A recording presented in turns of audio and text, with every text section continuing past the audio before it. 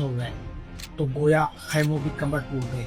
इमाम हुसैन अलैहिस्सलाम ने बहुत नौक का इजहार किया, लेकिन आपने सब्र और अल्लाह के ऊपर का इरादा किया हुआ था कि अल्लाह हमारे ही साथ है। लेकिन ये सब्र कितना अजीम था, इसका अंदाजा सिर्फ वही लगा सकता है जो इन चीजों से जा गुजरे। एक एक कर अपने औलाद को शहीद होते हुए देखना, अपने असहाब को, अपने साथियों को, अपने भाइयों को देखना, ये बहुत सब्र का काम था।